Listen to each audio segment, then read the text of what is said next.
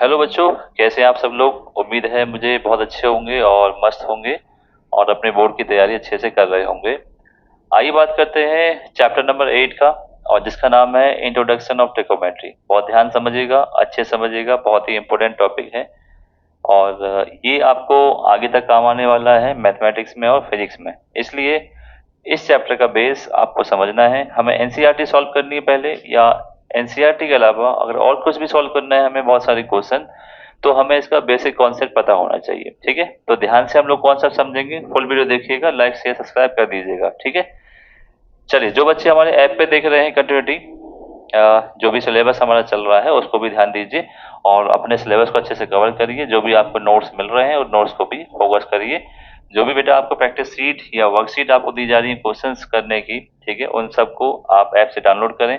और या तो आप हमारे व्हाट्सएप चैनल पे आप जा सकते हैं, राज के क्लासेस वाले व्हाट्सएप चैनल पे जाइए और वहाँ पे आपको सारा वर्कशीट वगैरह सब मिल जाएगा। ठीक है, या आप कोचिंग ऐप से डाउनलोड कर सकते हैं। ओके बेटा, चलिए आइए बात करते हैं। अब हम लोग समझते हैं चैप्टर 8 का कॉन्सेप्ट। आज इस वीडियो में हम पूरा कॉन्सेप्ट समझेंगे, कॉन्सेप्ट ऑफ इंट्रोडक्शन। ठीक है, इंट्रो समझेंगे, इंट्रो ऑफ ट्राइगोनोमेट्री। ठीक है भाई, ट्राइगोनोमेट्री पूरा इंट्रोडक्शन समझने वाले हैं, तो ध्यान से आप लोग समझेंगे भाई, बिल्कुल ध्यान देंगे, बहुत ही ध्यान से समझेंगे इस बात को। ठीक है, तो सबसे पहले हम समझते हैं कि आखिर ट्राइगोनोमेट्री है क्या। ठीक है, ये जो ट्रिकोमेट्री है दो वर्ड से मिलकर बनी है। जो ट्रिग्नोमेट्री है प्यारे बच्चों, वो किससे मिलकर बनी है? वो दो वर्ड से मिलकर बनी है। इसमें एक वर्ड तो होता है प्यारे बच्चों, क्या होता है? ट्राइंगल। एक वर्ड क्या होता है? ट्राइंगल। और मेट्री का मतलब क्या होता है? मेजर करना। मेट्री का मतलब क्या होता है? मेजर करना। ठीक है, अगर मैं ट्राइंगल को मेजर करता हूं तो उसको मैं कहता हूं ट्रिकोमेट्री। बट कैसे? अगर मैं ट्राइंगल ले रहा हूं तो कौन सा लेता है बेटे इसमें? Triangle, right angle triangle. क्या ले रहे हैं? राइट एंगल ट्राइंगल आप इसमें ले रहे हैं, राइट एंगल ट्राइंगल। और राइट एंगल ट्राइंगल में अगर मैं राइट एंगल ट्राइंगल बनाता हूं प्यारे बच्चों, एक राइट एंगल ट्राइंगल का मतलब होता है एक एंगल जिसमें क्या होता है? 90 डिग्री का होता है। और जिसमें एक एंगल 90 डिग्री का हो तो उसमें हमें ध्यान क्या रखना है कि एक ए बी और सी मैंने नाम दे दिया, इसमें दो एंगल आपके क्या हो जाते हैं? एक्यूट एंगल हो जाते हैं। ठीक है, और एक और बात, अगर मैंने यहाँ राइट एंगल ट्राइंगल लिया है तो कुछ बातें यहाँ पे आपको स्पेशल ध्यान रखनी है। कैसे? तो किसी भी ट्राइंगल में अगर आपको मेजर करना है तो मेजर आप बेटा दो चीज कर सकते हो। या तो वहां पे आप एंगल निकाल सकते हो, एक तो आपको डिफाइन है 90, ये एक्यूट एंगल है, ये 30 के 45 के 45 कैसे भी हो सकते हैं। इसलिए एक तो हमें एंगल फाइंड करने की जरूरत होती है, दूसरा हमें लेंथ ऑफ साइड फाइंड करने की जरूरत होती है। लेंथ ऑफ साइड जो है फाइंड करने की जरूरत होती है, या इनके बीच में जो भी रिलेशन बनता है, जो भी रिलेशनशिप होती है, ठीक है, साइड के बीच में आपस में, उससे भी हम एंगल निकालने की कोशिश करते हैं। तो ये एक्चुअली में मतलब है किसका? ट्रिकोमेट्री का एक्चुअली में मतलब है इस चीज का, इसलिए हमें ध्यान देना है। ठीक है, ट्रिकोमेट्री को समझने के लिए, ट्रिकोमेट्री का मतलब किसी भी राइट एंगल ट्राइंगल का अगर हम उसको मेजरमेंट करते हैं तो उसको हम बोलते हैं ट्रिकोमेट्री। और मेजरमेंट क्या करते हैं? एंगल्स का, साइड का या साइड रेशियो का, इसमें हम मेजरमेंट करते हैं। ठीक है, ये तो हो गई डेफिनेशन। ठीक, अच्छे से नोट कर लेंगे, वीडियो को पॉज करके आराम से आप लिखें आपके, ताकि नोट्स बन जाए। आज हम पूरा बात करेंगे।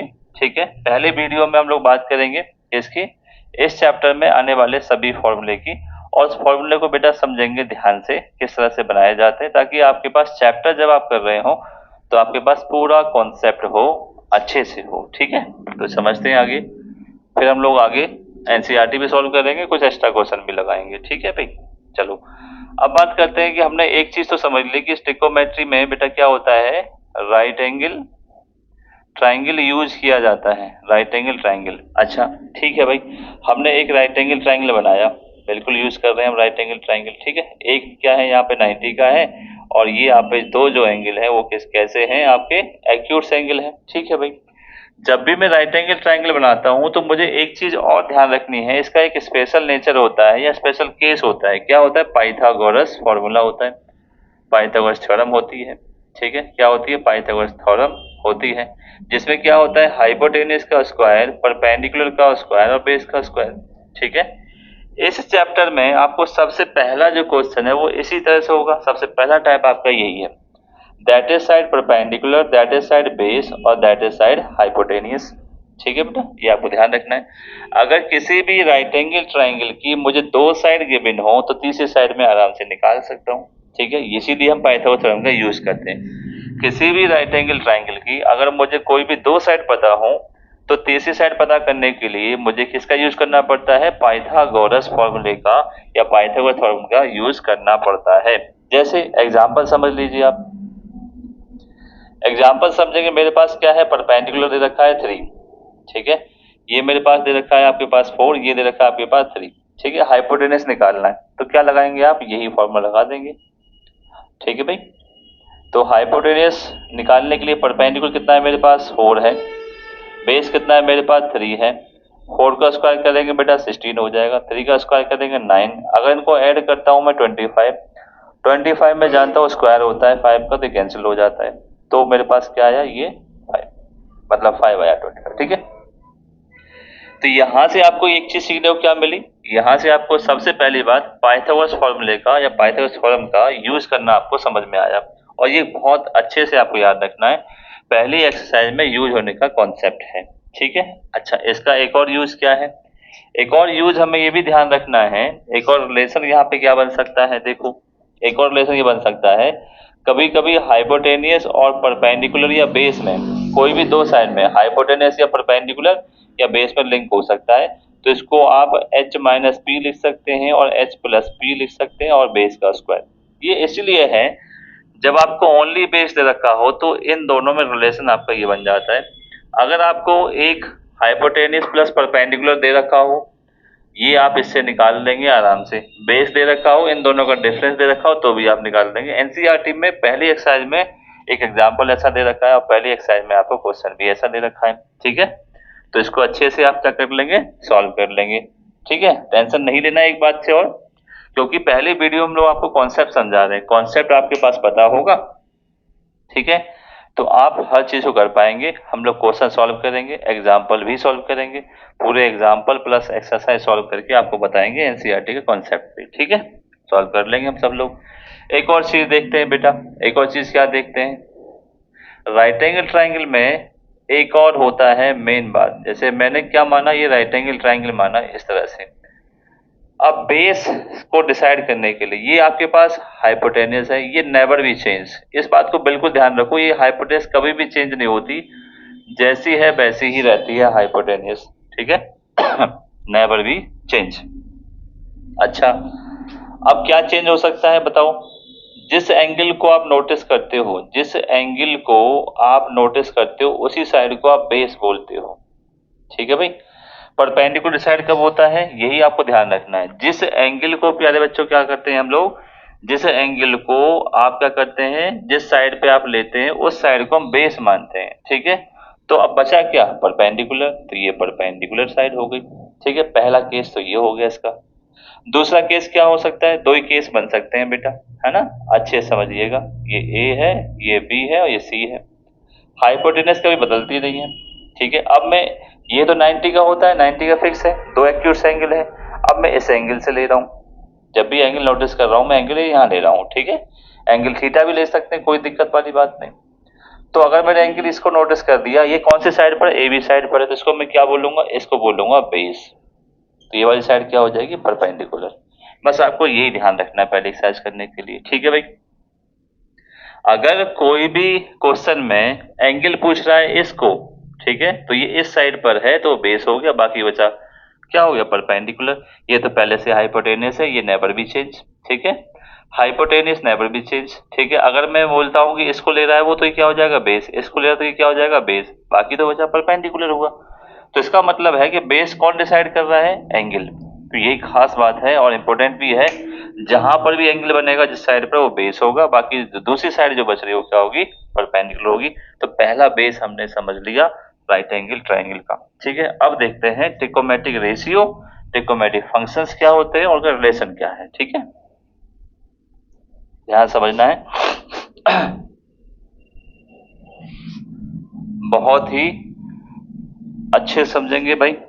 ठीक है, अच्छे से इसलिए समझना है क्योंकि देखो एक बार बेटा कॉन्सेप्ट क्लियर हो जाता है, ठीक है, तो आपको समस्याएं नहीं आती क्वेश्चन सॉल्व करने में। ठीक है, हम देख रहे हैं अब बेटा ट्रिगोनोमेट्रिक रेशियो, ठीक है। रेशियोज क्या होते हैं, ट्रिगोनोमेट्रिक रेशियो किसके साथ, ठीक है, राइट एंगल ट्राइंगल के साथ। इसके साथ आखिर लिंक क्या है, ठीक है, वो हम लोग देख रहे हैं। चलो लिंक देखते हैं क्या है, अच्छे समझेंगे भाई। देखो एक मैंने क्या बनाया, राइट एंगल ट्राइंगल बनाया जिसमें एक एंगल 90 का है, ये दो एक्यूट्स एंगल हैं, ये मैंने थीटा मान लिया, कोई दिक्कत नहीं, एंगल मान लिया। एंगल ऑफ थीटा अपने माइंड से ये भी कंफ्यूजन दूर कर लीजिएगा कि angle of theta A B C कुछ भी ले सकते हैं, ठीक है, बट पता होना चाहिए अगर इस राइट एंगल ट्राइंगल के नेम से डिफाइन कर रहे हैं एंगल, तो ये एंगल सी भी बोल सकते हैं, थीटा भी बोल सकते हैं, इस एंगल को ए भी बोल सकते हैं, जो भी आप नाम देना चाहो वो भी दे सकते हैं यहाँ पर, ठीक है। तो ये मेरे पास परपेंडिकुलर है क्योंकि एंगल मैंने यहाँ डिसाइड किया, तो ये मेरे पास बेस है और ये मेरे पास क्या है, हाइपोटेन्यूस है। मैं अभी आपको बताया था कि जहां पर भी मैं एंगल नोटिस कराता हूँ क्या बोलता हूँ, बेस, तो अपने आप जो हो जाती है साइड वो परपेंडिकुलर सेट हो जाती है, हाइपोटेन्यूस क्योंकि बदलता नहीं है, ठीक है। अब आपको न्यू जानकारी क्या मिल रही है, ट्रिगोनोमेट्रिक रेशियो। ट्रिगोनोमेट्रिक रेशियो का मतलब है the relationship between perpendicular base और हाइपोटेन्यूस। तो पहला रिलेशन क्या बन सकता है, तो पहला रिलेशन बनेगा परपेंडिकुलर, मैं शॉर्ट में लिख रहा हूं परपेंडिकुलर अपॉन हाइपोटेनियस। मैं बात कर लेता हूं, तो जब भी हम परपेंडिकुलर और हाइपोटेनियस निकालते हैं तो इस रिलेशन को मैं बोलता हूं साइन। क्या बोलता हूं मैं, पहला ट्रिगोनोमेट्रिक रेशियो कितना आ गया बेटा, साइन आ गया, ठीक है, ध्यान रहेगा ये वाली बात। एंगल तो यहाँ पे है ही थीटा, पहला हो गया, ठीक है। दूसरा रिलेशन क्या हो गया, अगर मैं बेस अपॉन हाइपोटेनियस लगाता हूं, बेस अपॉन हाइपोटेनियस लगाता हूं तो इसको मैं क्या बोलता हूं, कॉस थीटा, ठीक है। तीसरा रिलेशन लगा सकता हूं, क्या हो सकता है, परपेंडिकुलर हो सकता है अपॉन बेस हो सकता है, तो ये क्या हो जाता है भाई, टेन थीटा हो जाता है या टेन ए हो जाता है, जो भी है, ठीक है। तो ये यहाँ पे हो गया, बहुत अच्छे समझ में आया। परपेंडिकुलर अपॉन हाइपोटेनियस पहला trigonometric ratio, base upon hypotenuse और परपेंडिकुलर अपॉन बेस, तीन ही संभावनाएं हो सकती है, ठीक है। तीन के बाद चौथी संभावना इनका रेसिप्रोकल हो सकता है, ठीक है। अगर मैं इनका रेसिप्रोकल करता हूं, क्या करता हूं, रेसिप्रोकल, ठीक है। अब मैं ऐसे तो ले सकता हूं बट फोर्थ पॉसिबिलिटी क्या आ जाएगी, हाइपोटेनियस डिवाइड बाई परपेंडिकुलर आ जाएगा, ठीक है। परपेंडिकुलर तो ये कितना हो जाएगा, इसका नाम तो बदलना पड़ेगा मुझे, ये तो हो नहीं सकता, तो इसका रेसिप्रोकल क्या है, कॉसेक थीटा। इन दोनों में रिलेशन समझो आप, रिलेशन क्या है, P अपॉन एच को मैं साइन बोल रहा हूं, H अपॉन P को साइन तो नहीं बोल सकता, क्या बोलूंगा, दूसरा मैंने रखा कॉसेक। अच्छा ये जो H अपॉन P है किसका रेसिप्रोकल है, इसका, तो कॉसेक थीटा किसका रेसिप्रोकल हो गया, साइन थीटा का, ये भी आपको ध्यान रखना है, ठीक है। इसका देखिए फिफ्थ वाला, हाइपोटेनियस अपॉन कितना हो गया, बेस, इन दोनों को रेशियो में लेते हैं तो हमें किसका मिलता है, ट्रिगोनोमेट्रिक रेशियो सेक थीटा का 6। बेस अपॉन परपेंडिकुलर लेते हैं, बेस अपॉन परपेंडिकुलर लेते हैं तो क्या मिलता है मुझे, कॉट, एक न्यू ट्रिगोनोमेट्रिक रेशियो आपको मिल जाता है कॉट, ठीक है भाई। तो यहां से राइट एंगल ट्राइंगल और ट्रिगोनोमेट्रिक रेशियो का ओरिजिन हुआ, ठीक है। ट्रिगोनोमेट्रिक रेशियो का अगर मैं साइड का रेशियो लेता हूं, उनका रिलेशन लेता हूं, तो वी हैव सिक्स पॉसिबिलिटीज, ठीक है। हमारे पास 6 पॉसिबिलिटी बनती हैं, पी अपॉन एच, ठीक है, B upon H, P upon B, या H upon P, H upon B, या बी अपॉन पी, ठीक है। ये 6 पॉसिबिलिटी हैं, ये इनके ट्रिगोनोमेट्रिक रेशियो, ये इनके रेसिप्रोकल, क्योंकि इन्हीं फॉर्मूले को उल्टा बना के रेसिप्रोकल करके इनका इन्वेंशन किया गया है। तो अब आपको मालूम चल गए ट्रिगोनोमेट्रिक रेशियो कितने होते हैं, तो देयर आर 6 ट्रिगोनोमेट्रिक रेशियो, ये आपको ध्यान रखना है, ठीक है। मेन बात, देयर आर 6 ट्रिगोनोमेट्रिक रेशियो, ठीक है। कौन कौन से होते हैं भाई, साइन थीटा, कॉस थीटा, ठीक है, टेन थीटा, इनका रेसिप्रोकल कितना होता है, कॉसेक थीटा, इसका सेक थीटा और इसका कॉट थीटा, ठीक है। साइन कॉसाइन, ठीक है, टेंजेंट, ऐसे इनके नाम भी होते हैं फुल फॉर्म में, पर हमें उनकी जरूरत है नहीं, हमें 10th लेवल समझना है पहले बच्चों, ठीक है। तो हमने ये रिलेशन समझ लिया, इनको याद कर लिया, ठीक है। एक और बात, इनको याद करने कभी कभी हम लोग तरीका देख लेते हैं, तो इनको प्यारे बच्चों याद कैसे कर सकते हैं, एक फॉर्मूला है, पंडित बद्री प्रसाद हर हर बोल, ठीक है भाई। या नहीं, ये फॉर्मूला क्यों बनाया गया, अगर आपको सीधे याद नहीं होता है कि भाई साइन का फॉर्मूला पी अपॉन एच है, कॉस का फॉर्मूला बी अपॉन एच है, टेन का फॉर्मूला परपेंडिकुलर अपॉन बेस है, ठीक है। ऐसे आपको याद नहीं होता है तो इससे याद कर लीजिए, ठीक है भाई। किससे? पंडित बद्री प्रसाद हर हर बोल। पी का मतलब परपेंडिकुलर, एस का मतलब हाइपोटेन्यूस, कब का होता है? पी अपॉन एस कब होता है? जब आपके पास साइन होता है, तो साइन का एस हमने लिख लिया, ठीक है। कॉस का सी होता है, सी मतलब बेस अपॉन हाइपोटेन्यूस, मतलब कॉस मतलब ये हो गया base upon hypotenuse. P upon B, P upon B क्या होता है? टेन, ये लगा दिया। तो इस तरह से हमें याद हो जाता है। इसका उल्टा रेसिप्रोकल कॉस है, एक सेक और आपका कॉट। हमें सीधा पता हो तो आराम से हो जाता है। तो पंडित बद्री प्रसाद हर हर बोल, सोना चांदी तोल, इससे आप आराम से इसको याद कर सकते हो। ये तरीका है, शॉर्ट ट्रिक्स है, एनसीईआरटी वगैरह सब बुकों में लिखा होता है, ठीक है। चलो अब हमने जान लिया। पहली एक्सरसाइज सॉल्व करने के लिए कुछ हमने क्वेश्चंस या फॉर्मूले या फॉर्मेट समझ लिया, इससे आपकी पहली एक्सरसाइज सॉल्व हो जाएगी, ठीक है। अच्छे से आपको ये ध्यान रखना है फर्स्ट एक्सरसाइज के लिए, ओके। चलो पहला 8.1 एक्सरसाइज एनसीईआरटी की, इससे सॉल्व हो जाएगी प्यारे बच्चों, ठीक है। तो पहला हमने कॉन्सेप्ट समझ लिया। अच्छा, कॉन्सेप्ट समझने के बाद अब हमें बढ़ना है थोड़ा सा आगे, ठीक है। अब हमें समझना है ट्रिकोमेट्रिक टेबल, ट्रिगोनोमेट्रिक टेबल समझनी है, एंगल्स को जो रिप्रेजेंट करती है। ट्रिकोमेट्रिक रेशियो के अगर कोई भी एंगल में डिफाइन करता हूं तो उस एंगल की वैल्यू कितनी होती है, इसके लिए हमें समझना है ट्रिकोमेट्रिक टेबल को समझना है मेरे बच्चों, ठीक है। तो ध्यान से समझेंगे। मेरे पास अगर एंगल कुछ आइडेंटिफाई एंगल है, जैसे 0 है, 30 डिग्री है, ठीक है, 45 डिग्री है और 60 डिग्री है, ठीक है भाई, और 90 है। आपको यही 5 वैल्यू आपको याद करनी है, ठीक है। सिर्फ पहली वैल्यू आपको याद करनी है साइन ट्रिकोमेट्रिक रेशियो की। अगर साइन 0 की वैल्यू मेरे पास 0 होती है, इसकी कितनी होती है मेरे पास? 1/2। इसकी कितनी होती है? 1/√2। साइन 60 की होती है √3/2 और साइन 90 की होती है 1, ठीक है भाई। तो इस तरह से बस आप साइन की याद कर लीजिए। अब कॉज के लिए आपको क्या करना है?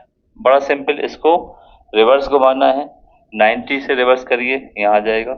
60 को 30 में ले आइए, 45 तो सेम आएगा, ठीक है। 30 को 60 में ले आओ और 0 यहाँ पर रिवर्स घूम के इधर आ जाएगा। यानी ये जो साइन की वैल्यू थी उसको उठा के मैं ऐसे रख देता हूँ तो मुझे कॉज मिल जाता है, ठीक है।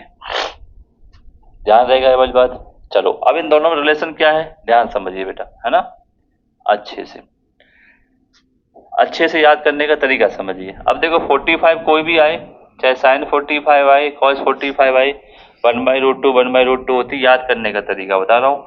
अगर साइन 45 आपके ब्रेन में याद है तो कॉस 45 भी आपको याद है, सेम सेम वैल्यू होती है 1/√2 1/√2। साइन 0 कॉस 90, साइन 0 की वही होती है जो कॉस 90 की 0 होती है, ठीक है। Sine 30 cos 60, sine 30 cos 60, sine 60 cos 30। तो आपको मोटा मोटा रिवीजन ये ध्यान रखना है कि इनके बीच में क्रॉस मल्टीप्लाई है, 30 60 60 30 0 90 और 90 और 0, ये आपको बहुत अच्छे से ध्यान रखना है, ठीक है। और जब पढ़ते हैं तो याद हो जाता है, ऐसी कोई दिक्कत वाली बात नहीं। क्रॉस मल्टीप्लाई है, ठीक है, यहाँ पर ऐसे, ये भी क्रॉस मल्टीप्लाई यहाँ पर है और इसका क्रॉस मल्टीप्लाई जो है वो यहाँ पर है, ठीक है भाई। जैसे आप देखना चाहो वैसे समझो, ये समझाने के लिए मैंने बताने की कोशिश की इसको। बाकी अब सीधे याद हो जाते हैं, जब बहुत सारे हम प्रैक्टिस क्वेश्चन करते हैं तो हमें सीधे याद ये हो जाती हैं, ठीक है भाई। चलो अब बढ़ते हैं 10 की तरफ। 10 का एक फॉर्मूला होता है, जब भी मैं 10 निकालता हूँ tan थीटा, तो इसका एक फॉर्मूला होता है sine up divide by cos theta, यानी sine divide by cos theta, यही तो है। तो अगर मुझे अगला 10 निकालना है, ठीक है, तो 10 निकालना है, एंगल तो इसमें पहले से दे रखा है, ठीक है। तो साइन अपॉन कॉस वो फॉर्मूला है। tan 0 की वैल्यू क्या होगी? साइन 0 कॉस 0 डिवाइड देंगे, कितना आ जाएगा आपके पास? 0। सीधे देख लीजिए, sine divide by cos, sine divide by cos आपके पास 10 मिलेगा। इन दोनों का डिवाइड देंगे तो 1/√2 बना √3/2, 2 से 2 कट जाएगा, क्या बचेगा? 1/√3 बचेगा। √2 से √2 कैंसिल हो जाएगा, 1 बचेगा। इस 2 से 2 कैंसिल हो जाएगा, क्या बचेगा? √3। 0 का डिवाइड 1 में देंगे तो क्या होता है? नॉट डिफाइन, ठीक है। आज से आपको बिल्कुल नई बात समझ लेनी है कि अगर मैं 0 का डिवाइड किसी भी नंबर में देता हूं तो नॉट डिफाइन आता है, 0 नहीं आता है, ठीक है। नॉट डिफाइन अपने आप में कोई क्वांटिटी है। अब 10 मेरे पास निकल आया। तो tan का मेरे पास क्या होता है भाई, cot होता है रेसिप्रोकल। इसका रेसिप्रोकल, इसका मतलब घुमा दो रिवर्स। इस चीज को उठा के ऐसे रख दो, इस चीज को उठा के ऐसे रख दो, रिवर्स घुमा दो, 90 का 0, 60 30 45 सेम रहता है, ठीक है, 30 60 और 0 90। आप यहाँ भी देखेंगे तो ये भी 45 सेम है कि नहीं है, बिल्कुल सेम है। 30 60 10 30 और cot 60, ठीक है, 0 90 10 60 और ये 30, ये आराम से हो जाता है, ठीक है भाई। यहाँ भी क्रॉस मल्टीप्लाई। अगर मैं अब क्या निकालना चाहता हूँ, सेक का या कॉसेक का निकालना चाहता हूँ, आप समझिए। तो कॉसेक किसका रेसिप्रोकल होता है प्यारे बच्चों, इसका होता है, ठीक है। तो इसका उल्टा करेंगे तो 1/0 होगा, तो नॉट डिफाइन आ गया ये, ठीक है। क्या आएगा, नॉट डिफाइन, ठीक है भाई। 0 को उल्टा करेंगे 0.1 होता है, इसका उल्टा करेंगे 1/0 हो जाएगा, तो क्या आएगा, नॉट डिफाइन आएगा। 1/2 को उल्टा करेंगे 2 आ जाएगा, इसका उल्टा कर देंगे कितना आ जाएगा, √2, इसको उल्टा करेंगे कितना आ जाएगा, 2/√3। और 1 का रेसिप्रोकल 1 ही होता है। कॉसेक रेसिप्रोकल है साइन का, इसलिए इसका रेसिप्रोकल कर देंगे, रेसिप्रोकल रेसिप्रोकल, आंसर सॉल्व हो जाएगा। अगर मैं सेक थीटा की बात करूं, यहाँ पर सेक का वैल्यू निकालना चाहता हूँ, सेक कैसे निकलेगा समझिए। तो सेक का देख लेते हैं भाई, ठीक है। सेक के लिए इनवर्स घुमा दो, 1 2/√3 √2 और ये 2 हो जाएगा, ये आपके पास क्या हो जाएगा, नॉट डिफाइंड मेरे पास हो जाएगा, ठीक है भाई। तो ये आपकी जो है टेबल बन जाती है। एक्सरसाइज 8.2 को सॉल्व करने के लिए, एक्सरसाइज 8.2 को सॉल्व करने के लिए इसी टिकोमेट्री टेबल का यूज किया जाता है। इसमें भी देखें 45 सेम, 30 60 60 30 0 90 90 0 सब कुछ सेम है। तो ये आपको टेबल याद रखनी है, टिकोमेट्रिक टेबल्स फॉर एंगल्स, ठीक है। अच्छे से याद रखनी, जितनी बार आप करोगे प्रैक्टिस उतनी बार आपको बार बार याद हो जाएगा। ये 8.2 एक्सरसाइज आप इससे कर सकते हो, ठीक है। बोर्ड एग्जाम में कोई ना कोई क्वेश्चन से फंस सकता है, ठीक है। आइए आगे बढ़ते हैं, और आगे बढ़ने के लिए देखते हैं 8.3 एक्सरसाइज सबसे इंपॉर्टेंट है, सबसे ज्यादा क्वेश्चन उसी से आएंगे प्यारे बच्चों, ठीक है। सब कुछ समझ आ रहा है, वीडियो पॉज कर लीजिए, ठीक है, और आप नोट्स बना सकते हैं, क्योंकि जो सेल्फ नोट्स होते हैं, सेल्फ नोट्स तो बहुत अच्छे माने जाते हैं भाई, जो आप खुद ने लिखे हैं बेटा, है ना। ओके, तो अच्छे से लिखेंगे भाई सेल्फ नोट्स, और आगे बढ़ेंगे सेल्फ नोट्स की तरफ, ठीक है। चलिए आगे बढ़ते हैं अब। तो अब देखते हैं 8.3 के लिए कुछ फॉर्मूले। तो सबसे पहला फॉर्मूला हमें बढ़ना है रेसिप्रोकल फॉर्मूला। क्या बढ़ना है, रेसिप्रोकल फॉर्मूले का नाम है। अच्छे से रट लेने हैं फॉर्मूले, ठीक है। फॉर्मूले अगर आपको याद होंगे, उनकी इमेज याद होंगी, तो तरीके से आपका क्वेश्चन हो जाएगा, ठीक है बेटा, अच्छे से हो जाएगा क्वेश्चन। चलो पहला फॉर्मूला है मेरे पास, ट्रिकोमेट्रिक रेशियो का साइन ए है, इसका जो लिंक होता है कॉसेक से, वो क्या होता है, इसका रेसिप्रोकल 1/cosec ए होता है, ठीक है मेरे बच्चों। अच्छा, इसका भी अगर मैं समझाऊं आपको, तो cosec ए होता है, तो cosec का रेसिप्रोकल क्या हो जाएगा भाई, sin ए, क्रॉस मल्टीप्लाई, cosec को यहाँ रख दो, इसको यहाँ रख दो, हो सकता है ये यूज होंगे। अगर मान लो ये सिंगल पावर के साथ है तो ऐसे यूज होगा। अगर इनकी पावर अगर ज्यादा है, साइन स्क्वायर है, तो इसको 1/cosec स्क्वायर लिख सकते हैं, ठीक है। या पावर अगर मेरे पास मान लो क्यूब है, तो भी बेटा आप इसको ऐसे लिख सकते हो, cosec की पावर 3 है, ठीक है। यानी जितनी भी पावर यहाँ पे होगी उतनी ही पावर आप cosec में चेंज कर सकते हो, या cosec से साइन बना सकते हो। एक और खास बात, ट्रिकोमेट्री में LHS और RHS फॉर्मूले दोनों साइड से हमें याद रखने हैं। इसको मैं ये लिख सकता हूँ और इसको मैं ये लिख सकता हूँ। आवश्यकता पड़ने पर हम लोग ट्रिकोमेट्री को बेटा दोनों साइड से लिख सकते हैं, LHS से ये भी लिख सकते हैं, इससे ये, जैसे लॉ ऑफ एक्सपोनेंट के फॉर्मूले होते हैं वैसे ही हम इसको भी लिख सकते हैं, ठीक है भाई। तो इन दो एग्जाम्पल से मुझे ये बात समझ में आई कि अगर पावर कितनी भी हो पर पावर सेम सेम होगी, तो उसको मैं cosec से sec में या sin में चेंज कर सकता हूँ, cosec से sin में चेंज कर सकता हूँ। ये जो रूल है सभी ट्रिकोमेट्रिक रेशियो पे काम करेगा, इस पे भी काम करेगा, ठीक है। और इसके अलावा जो दूसरा फॉर्मूला होता है cos a को मैं 1/sec a लिखता हूँ, इस पे भी काम करेगा। अगर मैं sec a को 1/cos लिखता हूँ तो भी काम करेगा, स्क्वायर तो स्क्वायर हो जाएगा, क्यूब है तो क्यूब हो जाएगा, ठीक है। तीसरा फॉर्मूला होता है कि अगर मैं tan a है तो tan a को मैं क्या लिख सकता हूँ भाई, वन अपॉन कॉट ए लिख सकता हूँ, तो इस पे भी काम करेगा। स्क्वायर तो स्क्वायर लिख लो, क्यूब है तो क्यूब लिख लो, दोनों साइड से काम करेगा। ठीक है, अगर मेरे पास कॉट ए है तो कॉट ए को क्या लिख सकते हैं, वन अपॉन टेन ए लिख सकते हैं। ये दैट इज रेसिप्रोकल फॉर्मूला। ठीक है, तीन फॉर्मूले और समझिए कि जब भी आपका ये रेसिप्रोकल फॉर्मूला मल्टीप्लाई में आ जाते हैं, अगर मैं साइन ए का मल्टीप्लाई कॉसेक ए से प्यारे बच्चों करता हूं तो क्या मिलेगा मुझे बताओ, वन मिलेगा नहीं मिलेगा, क्योंकि ठीक है ये क्या है, साइन ए है। कॉसेक का फॉर्मूला क्या होता है, वन अपॉन साइन होता है, वन अपॉन साइन रखेंगे, साइन से साइन कट जाए, क्या बचेगा, वन बचेगा भाई।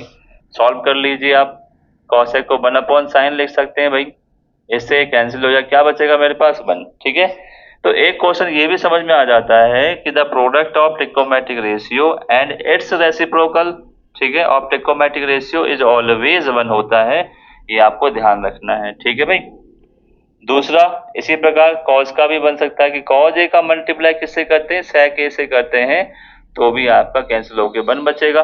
ठीक है, अगर स्क्वायर है स्क्वायर से भी कॉज वन बचेगा, यानी सेम पावर होना कंपलसरी है। ठीक है, यहाँ पे क्या है, सेम पावर होना कंपलसरी है, सेम पावर ही कटेंगे। मान लो एक ज्यादा एक कम, एक कट जाएगा बच जाएगा फिर। ठीक है, तीसरा क्या है, टेन ए और कॉट ए। ठीक है भाई, ये भी कट जाएगा, क्या बचेगा आपके पास, ये वन बचेगा। तो ये हमने समझे रेसिप्रोकल फॉर्मूला क्या होते हैं, किस तरह से यूज हो सकते हैं, इनका रिलेशंस क्या है। ठीक है, the product of trigonometric formula and inverse reciprocal फॉर्मूले का मल्टीप्लाई करते हैं तो हमें क्या मिलता है, ऑलवेज वन मिलता है। टेन को हम एक और चीज में ओपन कर सकते हैं, कभी कभी हमें देखने को मिलता है साइन अपॉन कॉज में और कॉज अपॉन साइन में। ठीक है भाई, चलो अब समझते हैं ट्रिकोमेट्रिक आइडेंटिटी। एक्सरसाइज 8.3 को हम सॉल्व करेंगे, तो उसके लिए ये फॉर्मूले हमने पढ़े और कुछ फॉर्मूले पढ़ते हैं हम। ठीक है, ट्रिकोनोमेट्रिक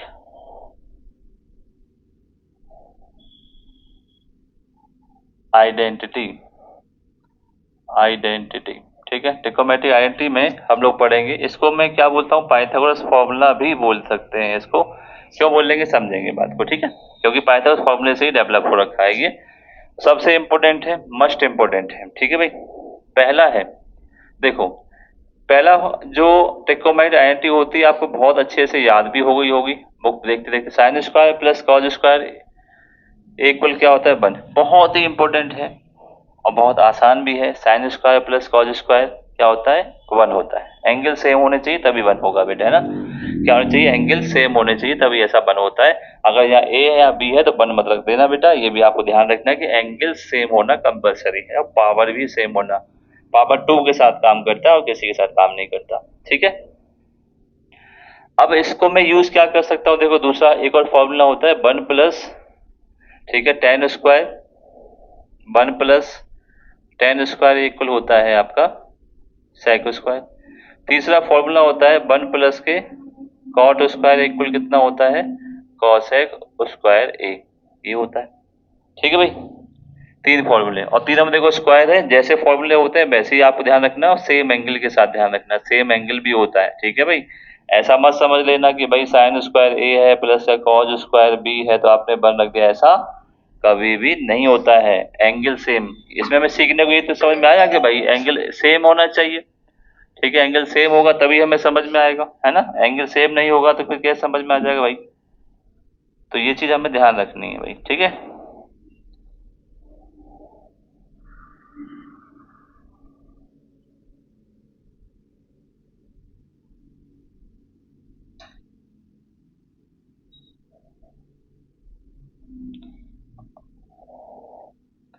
तो अब इसका देखते हैं पहले बच्चों, यूज देखते हैं भाई। ठीक है, अब क्या देखते हैं इसका यूज, इसका यूज हम कैसे करेंगे, ओवरऑल यूज। आप जब भी क्वेश्चन करेंगे 8.3 एक्सरसाइज के एनसीईआरटी में या और भी ऐसे क्वेश्चन लगाएंगे तो वहां पे हमें यूज करना है इनका। ठीक है, कैसे, तो पहला यूज ये है कि अगर मैं साइन स्क्वायर को एलएचएस साइड में छोड़ता हूं तो आरएचएस साइड में क्या लिखेंगे हम, वन माइनस के कॉज स्क्वायर, ये बताओ लिख सकते हैं बिल्कुल, क्योंकि प्लस का माइनस में ट्रांसफर कर सकते हैं भाई। ठीक है, कर दिया हमने ट्रांसफर, चलो अच्छी बात है। दूसरा एक और बात मैंने आपको हमेशा बताई है कि एलएचएस आरएचएस दोनों साइड से आपको ध्यान रखना है, वन होगा तो वन के ये लिख सकते हैं। ठीक है, और क्या मैं बेटा इसको वन का स्क्वायर और कॉज स्क्वायर ये लिख सकता हूँ, बताइए बिल्कुल, क्योंकि 1 का स्क्वायर करें 1 रहेगा।